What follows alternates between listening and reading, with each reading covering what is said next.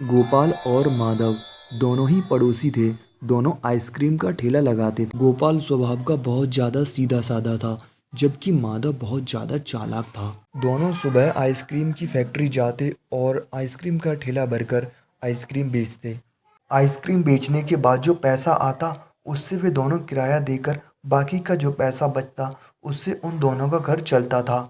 एक दिन की बात है, गोपाल माधव के पास आता है और कहता है कि चलो फैक्ट्री से नई आइसक्रीम लेकर आते हैं। लेकिन माधव मना कर देता है कि मेरे पास पहले से आइसक्रीम बची हुई है, इसीलिए मैं फैक्ट्री से और आइसक्रीम नहीं लाऊंगा। इसके बाद माधव की पत्नी आती है और कहती है कि आप क्यों परेशान हैं।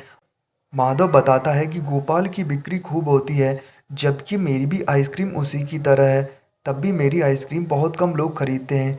माधव की पत्नी समझाती है कि आप गोपाल के उठने से पहले ही बाजार में जाकर आइसक्रीम बेच दिया करो। माधव ऐसा ही करता है। इसके बाद माधव गोपाल के आने से पहले ही बाजार में जाकर आइसक्रीम बेचना शुरू कर देता है, लेकिन उस दिन भी उसकी आइसक्रीम बहुत ही कम लोग खरीदते हैं। इसके बाद जैसे ही गोपाल आता है, उसकी आइसक्रीम सभी लोग खरीदना शुरू कर देते हैं। माधव शाम को अपने घर पर लौट कर आता है और अपनी पत्नी को सारी बात बताता है। माधव की पत्नी उसके कान में कुछ समझाती है। माधव अगले दिन गोपाल के पास जाता है और कहता है कि चलो भाई, आइसक्रीम फैक्ट्री चलकर आइसक्रीम भरकर लाते हैं। दोनों अपना अपना ठेला लेकर आइसक्रीम फैक्ट्री जाते हैं और आइसक्रीम भरकर वापस लौटने लगते हैं। वापस लौटते समय माधव गोपाल से कहता है, चलो भाई, नदी के रास्ते से चलते हैं। गोपाल राजी हो जाता है और दोनों नदी के रास्ते से गांव की ओर चलने लगते हैं। आगे नदी के पास जाकर माधव गोपाल को जोरदार धक्का मारता है, जिससे गोपाल वहीं जमीन पर गिर जाता है।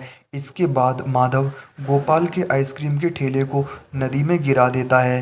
माधव गोपाल से कहता है कि तेरी वजह से मेरी बिक्री नहीं होती थी, अब तेरी सारी आइसक्रीम और ठेला नदी में चला गया है। माधव वहाँ से चला जाता है। इसके बाद गोपाल बहुत ज़्यादा रोता है और कहता है कि मेरे दोस्त ने ही मुझे धोखा दिया है। माधव ने अपनी बची हुई सारी पूंजी इसी आइसक्रीम के काम में लगा दी थी।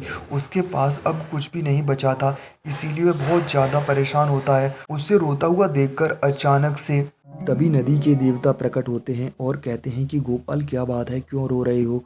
गोपाल सारी बात उन्हें बताता है। इसके बाद नदी के देवता गोपाल से कहते हैं कि मैं तुम्हें एक जादुई आइसक्रीम का ठेला देता हूँ। इसके बाद गोपाल आइसक्रीम का वह ठेला लेकर बाजार की ओर निकल जाता है और आइसक्रीम बेचने लगता है। फिर माधव उसे देखता है कि गोपाल के ठेले पर फिर से बहुत ज़्यादा लोग इकट्ठे हो गए हैं और वह यह देखकर हैरान हो जाता है कि उसने तो गोपाल के ठेले को नदी में धक्का मार दिया था, वह आइसक्रीम का ठेला वापस लेकर कैसे आ सकता है।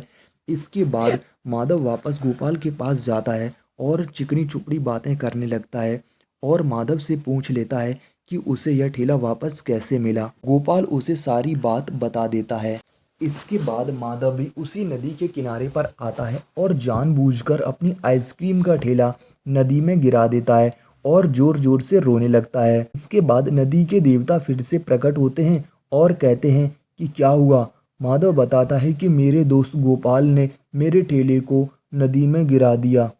नदी के देवता सब कुछ जान लेते हैं कि इसी ने गोपाल के ठेले को नदी में गिराया था। इसके बाद नदी के देवता माधव पर बहुत ज़्यादा क्रोधित होते हैं और कहते हैं कि जानते हो, झूठ बोलना पाप है। तुमने ही अपने मित्र को धोखा दिया था और उसकी आइसक्रीम का ठेला नदी में गिरा दिया था और आज मुझसे फिर से झूठ बोल रहे हो। और इसके बाद यदि तुमने गोपाल को कुछ भी नुकसान पहुंचाने की कोशिश की तो मैं तुम्हें जलाकर भस्म कर दूंगा। इसके बाद माधव वहाँ से चुपचाप निकल जाता है।